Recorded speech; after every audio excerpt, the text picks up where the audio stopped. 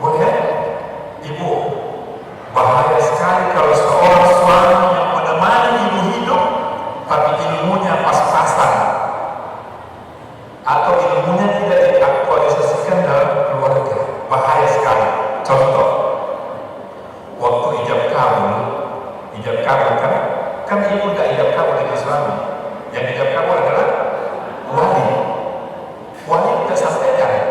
Padahal di situ intinya pada saat ijab dan kabul ibu itu kan berpindah tanggung jawab orang tua kepada suami. Ibu harus melakukan itu, berpindah tanggung jawab orang tua atau keluarga kepada suami. Lalu saya sebagai suami memperistri istriku, ternyata istri itu menjadi istri penghancur agama. Kira-kira bisa masuk surga enggak? Ibu tahu penghancur agama? Satu saja contohnya penghancur agama. Kalau seorang suami menerima nikahnya seorang perempuan menjadi istrinya, lalu dia tidur pada malam pertama, salah satu di antara mereka tidak mengingatkan pasangannya untuk sholat saja, maka itu menunjukkan keluarga tersebut keluarga penghancur agama. Bahaya sekali. Kita tahu penghancur, kayak ini masjid, tiang-tiangnya dibongkar, bisa berdiri di atapnya. Tidak begitu. Nah, kata Nabi, seorang suami hidup dengan istrinya, tapi selama hidupnya istrinya tidak pernah menyampaikan dan mengingatkan suaminya untuk jaga salatnya saja, maka sungguh istri tersebut telah menikah dengan seorang laki-laki penghancur agama. Bahaya sekali. Kita balik lagi. Seorang suami sudah hidup dengan istrinya, melahirkan anak sama-sama dengan istrinya, diberi makan, dibuatkan berkah oleh istrinya yang cantik, rumah yang mewah dengan istrinya yang cantik di dalam. Tetapi istri tersebut tidak pernah mengingatkan suaminya untuk melaksanakan sholat saja, belum yang lain. Maka sungguh istri tersebut sudah hidup bersama seorang laki-laki penghancur agama. Musibah. Kalau seorang suami dan istri hidup lalu punya anak, satu-satunya anak semata wayang, tapi suami ini dan istrinya sudah membangunkan kamar mewah untuk anaknya yang satu-satu itu. Dia kasih sekolah tinggi-tinggi, tidak ada lagi sekolah di atasnya. Dia buatkan apa saja kegiatan yang bermanfaat untuk anaknya, luar biasa untuk menyenangkan anaknya. Tapi dia lupa istri dan suami tersebut tidak mengingatkan anaknya untuk menjaga sholatnya saja. Maka sungguh ayah dan ibu tersebut sudah melahirkan anak penghancur agama. Mau anak begitu? Kalau saya tidak mau jadi. Itulah yang harus dibenahi dari hati kita semua sekarang ini. Mulai sekarang ilmu ini sudah ada, sampai di rumah ingatkan istri, ingatkan suami, ingatkan anak-anak kita, jaga sholatnya supaya mereka tidak menjadi penghuni neraka. Begitu ya? Kalau penghuni neraka berarti dia bukan penghuni surga, sedangkan tidur kita adalah surga yang merindukan kita. Cara surga merindukan kita itu ada tiga. Yang satu, yang pertama, didiklah keluarga kita, didik diri kita, suami kita, dan anak-anak kita supaya imannya terjaga. Karena iman itu keluar masuk. Ibu bisa paham iman itu keluar masuk? Iman itu meningkat. Dalam hadis dikatakan al-imanu wala yazidu wala yanqus, yazidu bil fa'al wa yanqus bil mas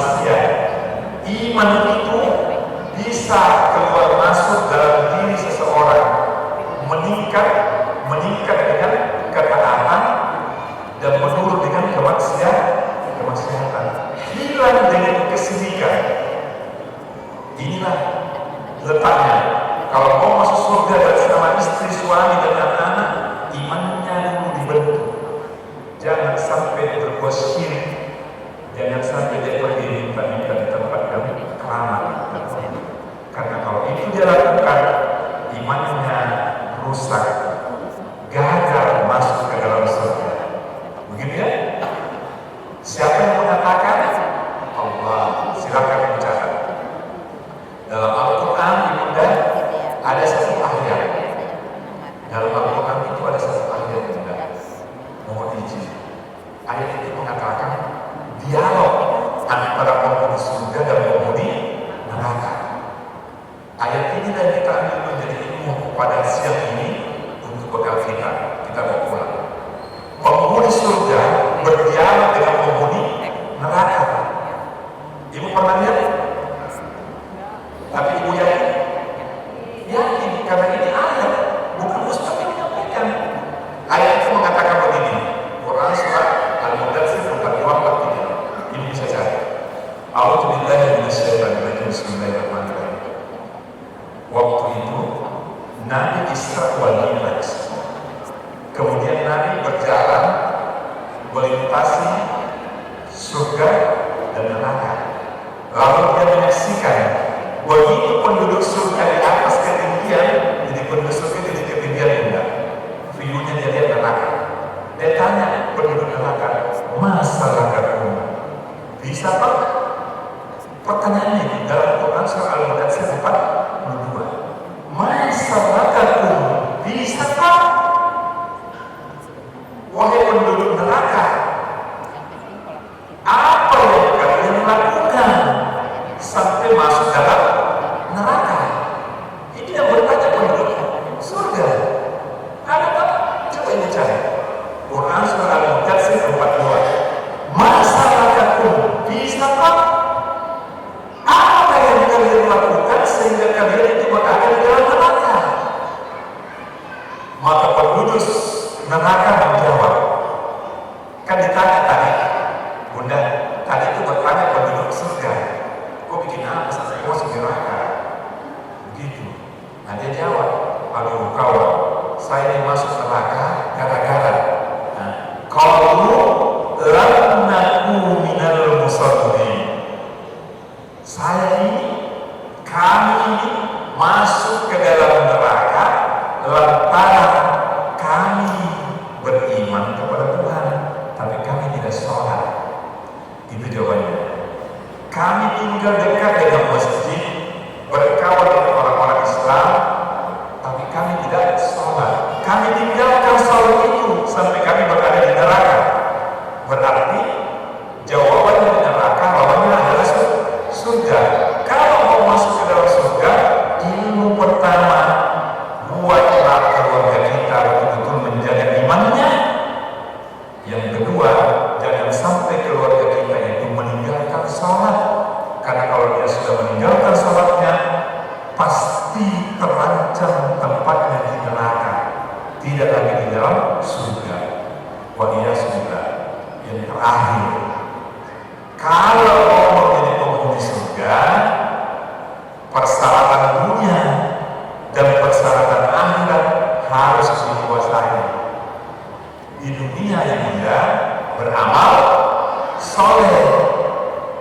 Seluruh kegiatan amal soleh itu dikerjakannya di dunia, sedangkan pahalanya didapat di akhirat.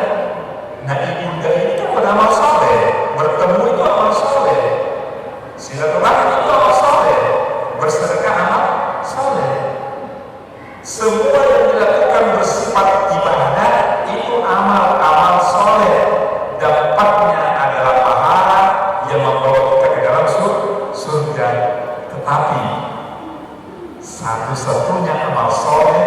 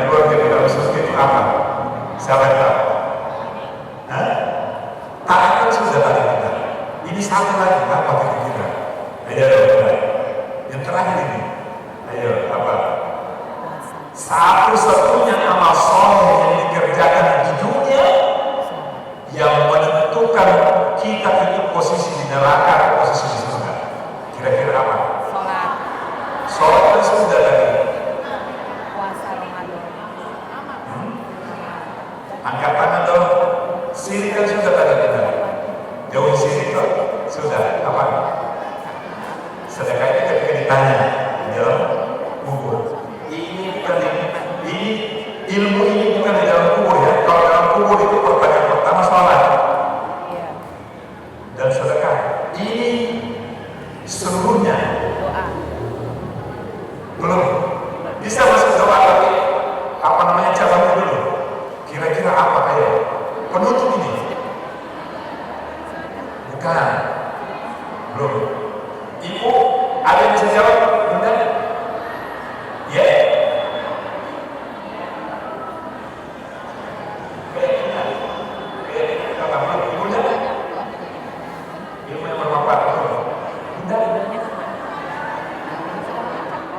Soleh dan soleha? Belum. Bukan. Dari berapa? Hah?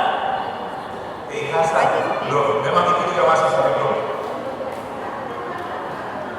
Rahmat. Belum. Ibu, setiap ibu harus salat. Kalau harus salat, apa yang dibaca? Apa yang dibaca?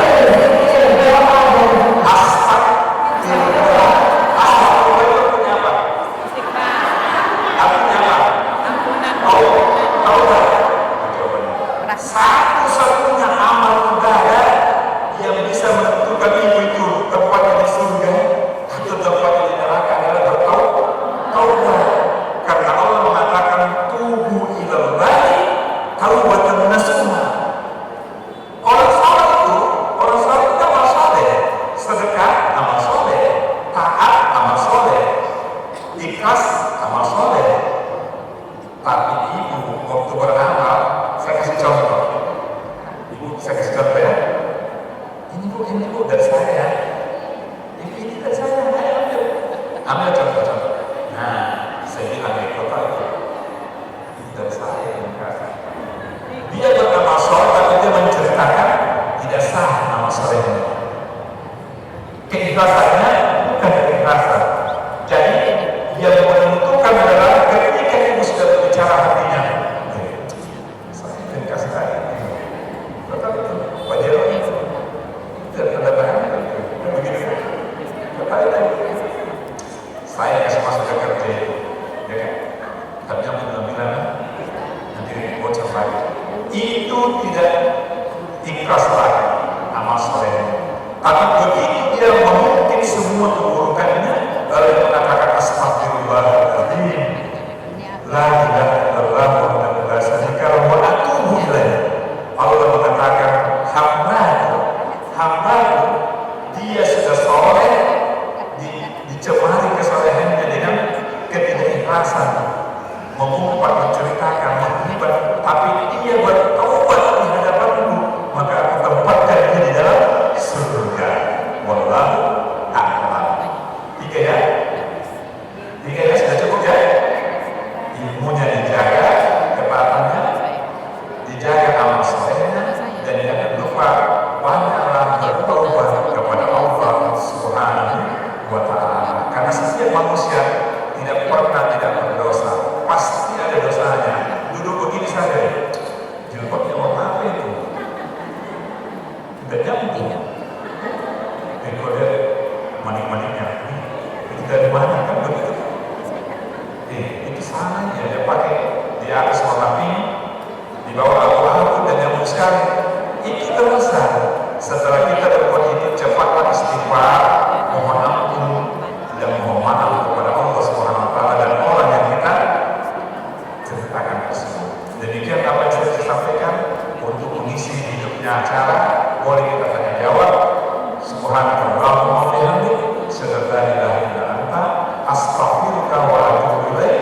Wa akhiru da'wana alhamdulillahi rabbil alamin. Assalamualaikum warahmatullahi wabarakatuh. Waalaikumsalam warahmatullahi wabarakatuh. Demikian tadi Ibu tausiah yang disampaikan oleh bahwa kami mempunyai putra dan putri. Tentunya putra dan putri itu adalah sesungguhnya milik Allah yang dititipkan kepada kami sebagai orang tua untuk mendidik, membesarkan, dan membekali ilmu pengetahuan dunia dan pengetahuan akhirat. Tapi yang saya mau pertanyakan, tugas Bapak mencari nafkah, tugas kami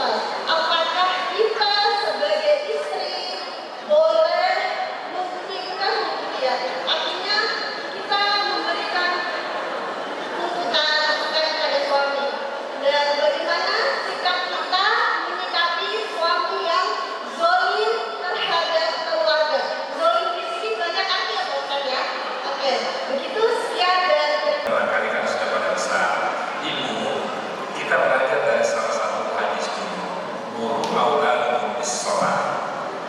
Perintahkanlah anak-anak untuk sholat.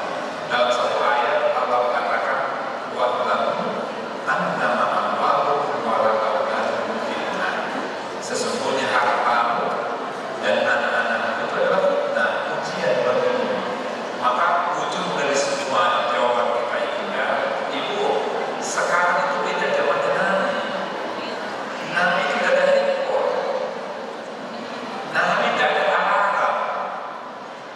Di zaman Nabi berkumpul majelis taklim ini sulit. Tapi Allah menurunkan Nabi, mengutus Nabi di tengah-tengah umat. Kalau ada masalah langsung bertanya kepada Nabi. Sekarang Nabi sudah tidak ada. Maka ibu, kalau mau menyampaikan anak-anak itu tidak boleh dibatasi waktunya. Saya punya anak juga laki-laki satu, yang 2 perempuan. Saya di kantor setiap 10 menit saya ingatkan, karena sudah mau sholat, ingat tinggal 4 menit izin untuk sholat.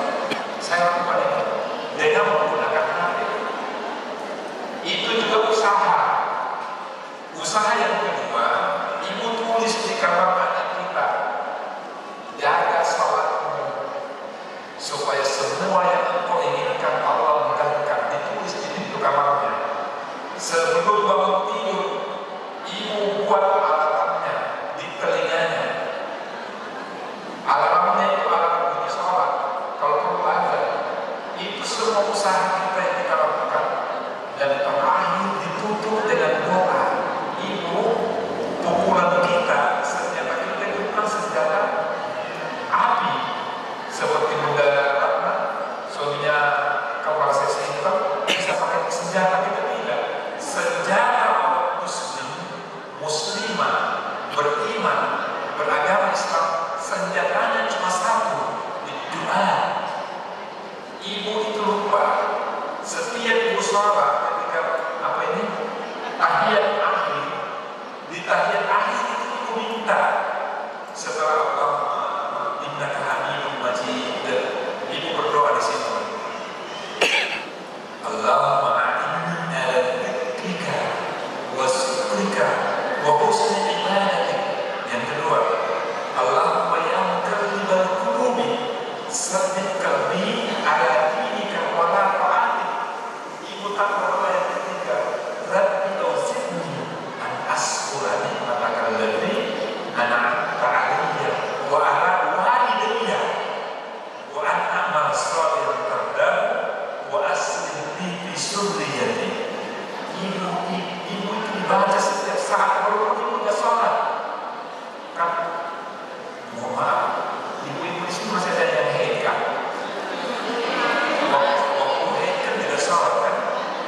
Tidak usah malu, kita ibu ini.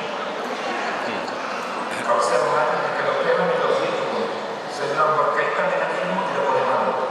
Kalau ada ibu-ibu haid kan tidak sholat, tapi dia bisa bersikir nggak? Bisa. Ibu bisa berdoa nggak? Ibu angkat anak tinggi-tinggi. Ya Allah, Engkau memberikan ibu rezeki anak 3 orang, suami yang sibuk, tapi aku mohon ya Allah, jadikan anak-anakku anak-anak yang soleh dan soleha. Bimbing dia senantiasa taat menjalankan agama. Doa tadi. Jadikan dia anak-anak yang taat dan istiqomah menjalankan perintahmu, menjauhi laranganmu. Dibaca itu setiap saat walaupun di luar sholat. Dan ibu, senjata pamungkas yang kedua, ibu ini bisa ikut wasilah. Ibu tahu ilmu wasilah? Pernah dengar ilmu wasilah? Iya, perantara. Ilmu tawassul. Bertawassullah dengan amalan yang baik, karena ilmu tawassul itu tidak ada yang ditolak Allah. Contoh, ibu tidak ada yang melihat, tapi ibu ambil gocek, tak gocek tahu kan? Uang seribu, uang seribu, tidak ada yang lihat, hanya ibu yang tahu dengan Allah. Ibu itu goceknya,